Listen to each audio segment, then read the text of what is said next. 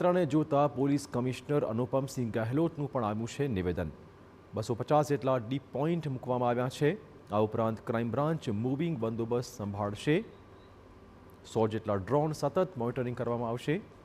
દર્શનાર્થીઓને તકલીફ ન પડે તે માટે વ્યવસ્થા કરી અપાઈ છે। ભીડ નિયંત્રણ માટે AI ફેસ રેકગ્નિશન કેમેરાનો ઉપયોગ કરાશે। તો આવતીકાલે અમદાવાદમાં થનારી રથયાત્રાને લઈને પોલીસ સજ્જ છે। રથયાત્રાના રૂટ સહિતના સ્થળે પોલીસનો લોખંડી બંદોબસ્ત રહેશે। રથની સાથોસાથ પોલીસનો મૂવિંગ બંદોબસ્ત રહેશે, જેમાં ક્રાઇમ બ્રાન્ચના જવાનો ફરજ પર હશે। રથયાત્રા દરમિયાન દર્શનાર્થીઓને કોઈ તકલીફ ન પડે તેનું વિશેષ ધ્યાન રખાશે। ધસારો વધશે ત્યાં ભીડ કંટ્રોલ કરવા માટે AI બેઝ કેમેરાનો ઉપયોગ કરાશે। રથયાત્રાના 16 કિલોમીટર રૂટ પર 30,000 જવાનોની અભેદ સુરક્ષા રહેશે। રથયાત્રામાં ચેતક કમાન્ડોની 3 ટીમ તૈનાત રહેશે। 100 જેટલા ડ્રોન કેમેરાથી સતત વોચ રાખવામાં આવશે। કોઈ શંકાસ્પદ ડ્રોન નજરે પડશે તો એન્ટી ગન સિસ્ટમથી તેને તોડી પાડવામાં આવશે।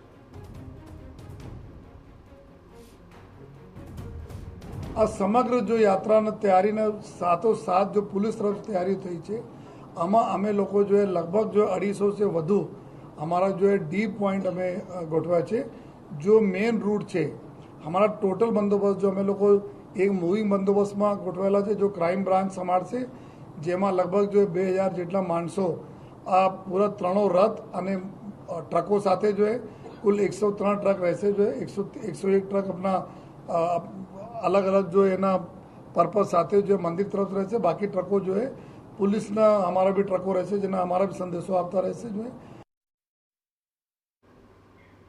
तो रथयात्रा